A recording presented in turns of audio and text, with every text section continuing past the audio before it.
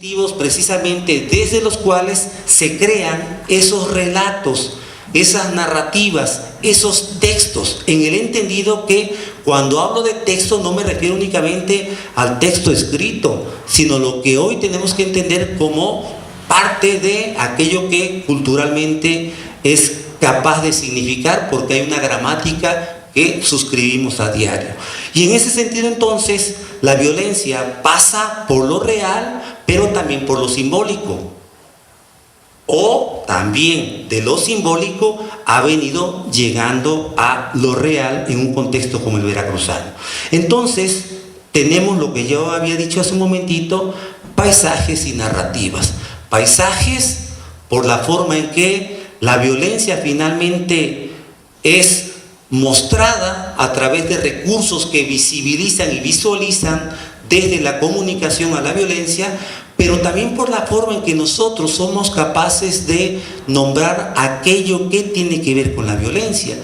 Hace un momentito yo decía que los periodistas tuvieron que hacerse de un lenguaje diferente. ¿Por qué? Porque de pronto la agenda informativa se transformó, los criterios editoriales desde donde se pensaba el hecho informativo se modificó. Y entonces comenzamos a apelar al lenguaje como levantón, embolsados, decapitados, etc. Me parece que eso también tiene que ver con un lugar desde el cual las referencias hacen posible las maneras en que estamos entendiendo precisamente la violencia. Y eso creo yo, y a propósito de lo que plantean algunos autores, contribuyen a paisajes donde la globalización y lo local se imbrica, tiene una relación sistémica, estructural. Y allí me parece que además de todo aquello que desde lo económico, lo tecnológico, lo financiero, lo cultural, lo ideológico, lo político, se puede decir a propósito de la globalización, creo que también el crimen, desde su condición de una industria, también juega un papel importante en esta ordenanza global. Por lo tanto, me parece que como consecuencia de la globalización, los riesgos que se anunciaban hace algunos años, hoy lo estamos viendo, y me parece que en ese sentido la violencia, tanto la real como la simbólica, están siendo un signo de estos tiempos, ¿no? Me refiero particularmente a un entramado donde como columna finalmente vertebral y definidora está efectivamente lo económico y lo ideológico, creo, y por supuesto lo cultural. Pero por otra parte están esos fundamentalismos, esos dogmatismos, ese crimen organizado que finalmente está interpelándonos a diario. ¿Apelando a qué? A la comunicación en sus diferentes medios. Y en ese sentido, entonces, estos paisajes finalmente no solamente son formas de representación o de recreación de lo que es la modernidad y sus formas de representar la violencia, sino que también a diario nosotros podemos estar viviendo y sintiendo de cerca esas otras formas de violencia, como por ejemplo son la exclusión, la discriminación, la falta de oportunidades, la ausencia de reconocimientos y de pobreza. Escuchaba yo esta mañana cuando venía para acá a un analista, que por cierto yo no entiendo, no sé si sea el caso de aquí de Jalapa, pero en Veracruz, cuando los medios quieren conocer la opinión de alguien con relación a lo que está pasando en Veracruz, casi siempre le hablan a alguien del DF. Otra vez, ¿y los académicos dónde estamos? ¿No? Acá una egresada de comunicación, Sandra Segura, me fue a visitar y dice: Genaro, voy a tener un programa de radio y quiero que haya académicos que colaboren opinando sobre las cosas que nos tienen que interesar. Dice, porque de pronto nos hemos dado cuenta que no sabemos qué están haciendo los académicos. Me parece que el problema no es de los medios. El problema es de nosotros, porque no hemos encontrado la forma de posicionarnos o de encontrar los medios para hacer visible nuestras líneas de investigación, nuestros proyectos de investigación, nuestros resultados de investigación. Sí, ojalá y todos fuéramos capaces de eso. Lo cierto es que no. Hay algunos que sí nos puede interesar, pero creo que habrá otros que no, y creo que es el gran pendiente como responsabilidad social que todo académico investigador tiene. Y creo que en ese sentido me parece que hay una tarea pendiente. Bueno, decía yo, y él decía, la clave de todo esto tiene que ver con una falta de algo así como una adecuada y equitativa distribución de la riqueza. ¿Por qué? Porque de pronto los proyectos de futuro de los jóvenes, y subrayo los jóvenes porque son regularmente los que se presentan como más vulnerables frente a todo lo que está ocurriendo ahora, ¿no? O sea, 8 jóvenes desaparecidos de Soledad de Doblado el fin de semana es grave, y grave es pensar que fue en el día y que además fueron, se dice, 10 camionetas las que andaban recorriendo el poblado para hacer el levantamiento. O sea, muy grave, ¿sale? Entonces, ¿qué es lo que hemos clausurado para que entonces, en medio de todo este proceso de exclusión y desesperanza, los jóvenes sean las víctimas que la violencia criminal finalmente se aprovecha, me parece, de ello? Pero creo yo que esto que está ocurriendo ahora, la gente que anda en mi edad, por ejemplo, lo escuchábamos, lo veíamos en la televisión, en la prensa, lo leíamos, ¿no? Tijuana, Nuevo Laredo, Nueva York, lo escuchábamos, ¿no? Lo veíamos en el cine. Y creo que hoy estas historias se siguen recreando a través de otros medios, ¿no? Como por ejemplo, a mí me llama mucho la atención, y lo platicaba con un grupo de estudiantes de comunicación, que aún con la violencia que vivimos dentro de nuestra casa, los programas más exitosos, tanto en la televisión abierta como la de paga, tengan que ver con el crimen organizado.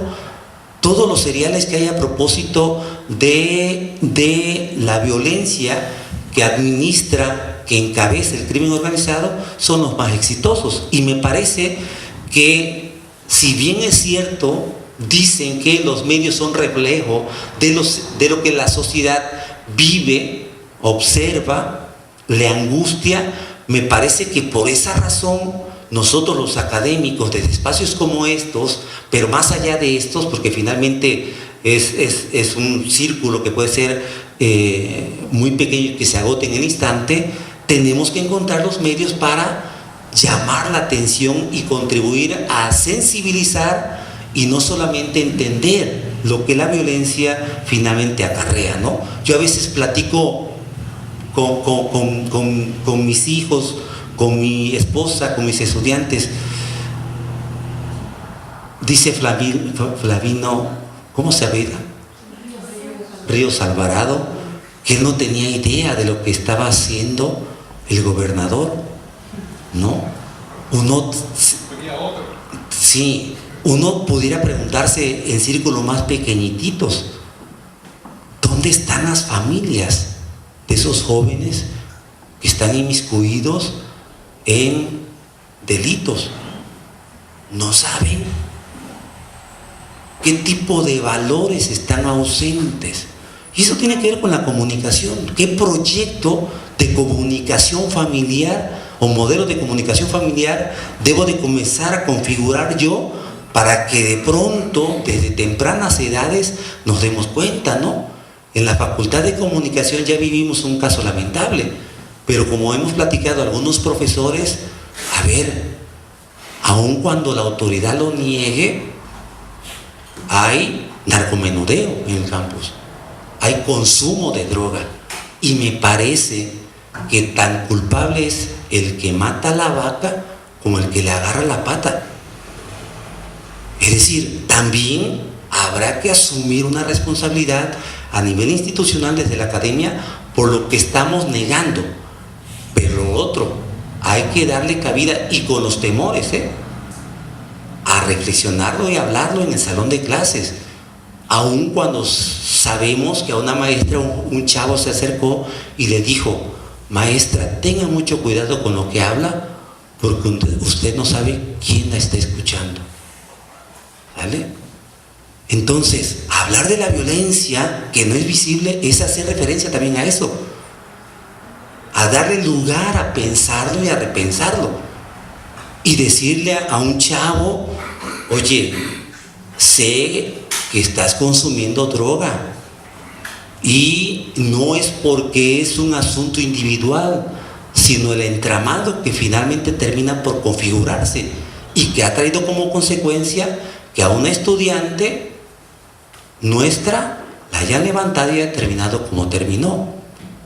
De eso se trata, de hacer visible la violencia en todas sus formas, y me parece que la comunicación entonces no tiene que ver con lo que representa a través de los medios masivos, sino que aquello que también está ausente, porque dicen algunos que para que haya comunicación tiene que haber no comunicación, es decir, aquello que está invisible o está siendo invisibilizado, y si nosotros seguimos negando eso, seguirá estando ausente como una parte de los intereses que nos tienen que mover, primero como sociedad, como grupo humano, como familia, pero también como comunidad académica, ¿no? Entonces, me parece que si aprendimos a través del cine, a través de la literatura, a mí me encanta la literatura negra. Los thrillers norteamericanos me encantan, pero me parece que si vamos a hablar de ciudades violentas desde la comunicación, para no solamente decir, pues ahí está, sino tratar de contribuir a la mejora del estado por donde estamos transitando, me parece entonces que tenemos que comenzar a repensar a esas industrias de entretenimiento, a esas industrias culturales, y por supuesto a las que desde la música también están contribuyendo a eso, ¿no? De pronto, en lugar de escuchar mucha salsa en todas las camionetas y autos en Veracruz, de pronto empezamos a escuchar música de banda y en narcocorridos. A mí históricamente siempre me han gustado los Tigres del Norte, pero de pronto un día me dice mi esposa: ¿sabes qué? Ya no hay que subirle el volumen. ¿Por qué? Porque el contexto histórico que estamos viviendo es diferente, ¿no? Entonces, también por allí hay que comenzar a repensar esta ciudad violenta, ¿no? Yo platicaba con un amigo colombiano, a quien quiero mucho, y le digo: oye, ¿cómo le hicieron ustedes para que Medellín se transformara? Y lo digo porque lo estaba yo pensando en la primera mesa. Dice Genaro: porque la academia se comenzó a interesar, pero sobre todo los artistas, los poetas, nos pusimos de acuerdo para que las cosas comenzaran a cambiar y volver a recuperar el espacio público, porque era nuestro y nos los habían arrebatado. La academia, los artistas, los literatos, los poetas, no fue la municipalidad, ella solamente generó las condiciones. Sociólogos, psicólogos, antropólogos, historiadores, todos se pusieron a pensar en que era posible un cambio. Y digo esto, se pusieron a pensar con que era posible un cambio. Es decir, primero habitó en sus mentalidades. Y eso me parece que es lo primero que hay que comenzar a pensar. Y ahí, por supuesto, la comunicación finalmente también está presente. Fíjense, se ha dado un fenómeno interesantísimo a propósito de los payasos, ¿no?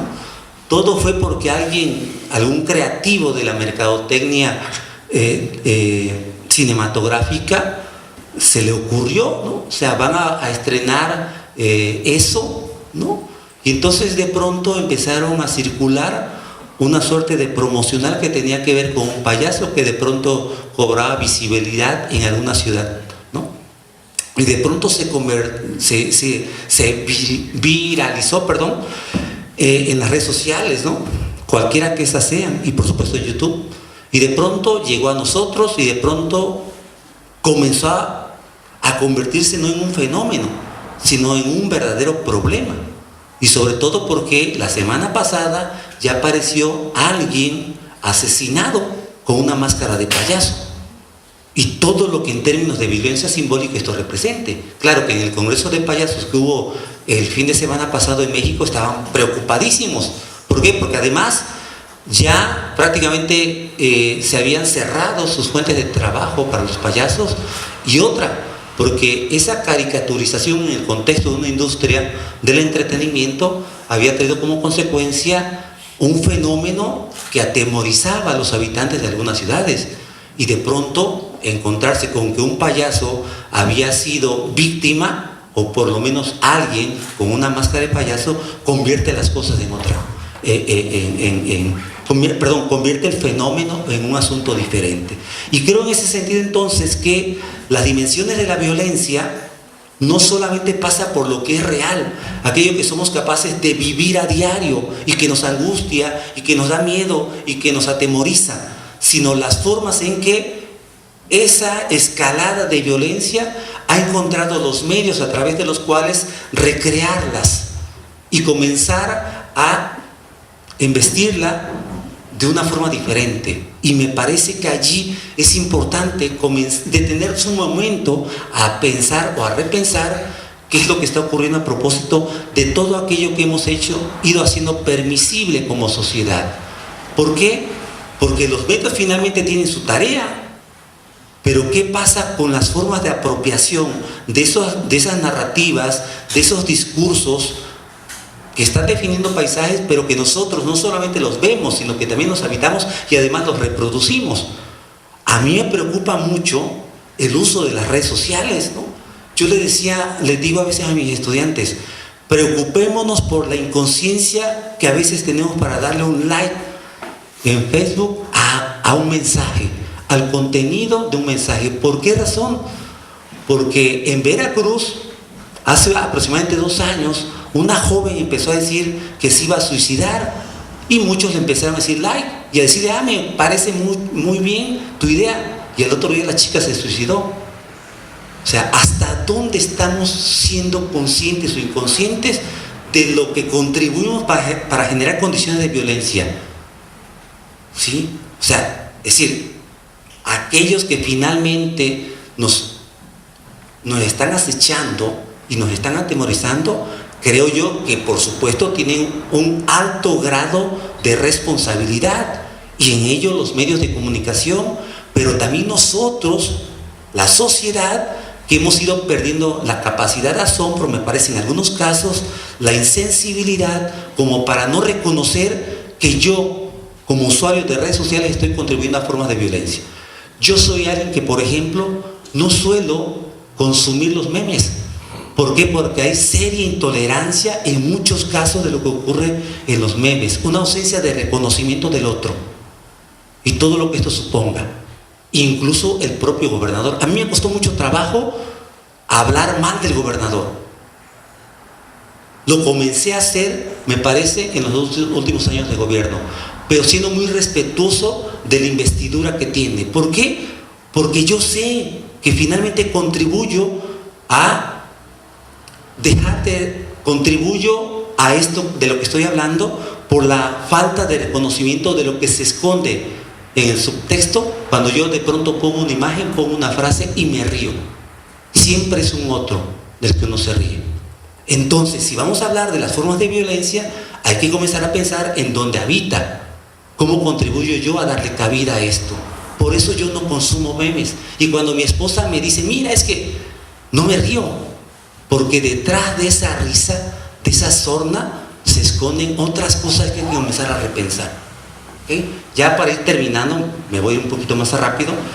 Entonces creo yo que si hablamos de violencia, hay que reconocer sus códigos, sus signos, sus marcas, sus formas de reproducirse, y siempre la comunicación estará presente, siempre.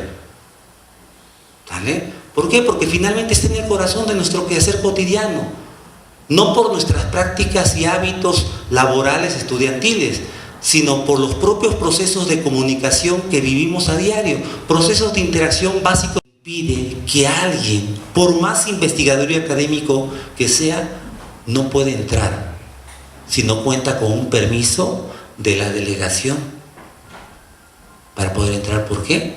Porque en Tierra Blanca, en Tres Valles, en toda esta zona, han tenido experiencias de violencia dentro de las escuelas, ¿no? Y en lugar de ver eso, ruta de evacuación, uno encuentra en los colegios, si hay una balacera, ¿qué es lo que tienes que hacer? En los colegios, los bachilleratos. Entonces el asunto de la violencia desde la comunicación es, a mí ese me indignó cuando yo lo vi, me indignó. ¿Por qué creen ustedes? Por la constitución física de la niña, de la modelo.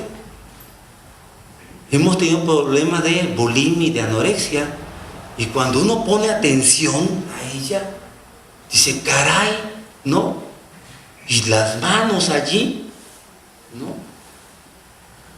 Claro que por cierto, este es el de Veracruz. En Puebla es algo diferente, pero sigue siendo ella. Y aquella violencia también, ¿no? Me dicen los alumnos, ay, profe, pero es que siempre así ha sido. ¿Y eso quiere decir que está bien? No, porque entonces las mujeres seguirán siendo lo mismo que ha venido construyendo históricamente un mundo que ha sido nombrado desde lo masculino, y allá, a propósito del género, ¿no? Desde lo masculino, ¿no? Y por lo tanto, las formas de representar simbólicamente la violencia pasa por esto, ¿no? Fíjense, andaba yo buscando unos anuncios de Axel, del desodorante, ¿no? Que cuando yo los vi, lo voy a decir como lo pensé, me encabronaron, ¿no? Entonces los empecé a buscar en internet, y resulta ser que aparecía nada más, ¡pum!, y desaparecían, porque ya están censurados. Tuve que entrar directamente a la página oficial para poder poner una imagen que pasó ahorita como si fuera créditos, ¿no? Entonces, si queremos entender, estudiar la comunicación desde la cultura en un contexto como el que nos ha tocado vivir y habitar, en términos de lo que son las formas de representación de la ciudad violenta, pasan por muchas formas. Y a veces, si no tenemos conciencia de ello, lo vamos naturalizando. Y se va convirtiendo en algo que, pues bueno, ya está aquí y ya llegó para quedarse. Pero me parece que si queremos colaborar, contribuir a restar a esta violencia que nos acechaba o nos interpelaba desde lejos, peor nos atemoriza porque a la vuelta de cualquier esquina está, hay que comenzar a repensar el lugar que la comunicación para la constitución de lo humano tiene y ha tenido desde siempre, y que ustedes jóvenes, nosotros los académicos e investigadores, me parece, podemos contribuir a abonar, primero a reconocer, a entender y a generar conocimiento. Decía Jorge González, es nuestra tarea la generación de conocimiento, acercar un conocimiento para que esto se explique, se entienda, se comprenda, y desde allí alguien que tome decisiones vea que sí es posible comenzar a generar las condiciones para que esto cambie. Gracias.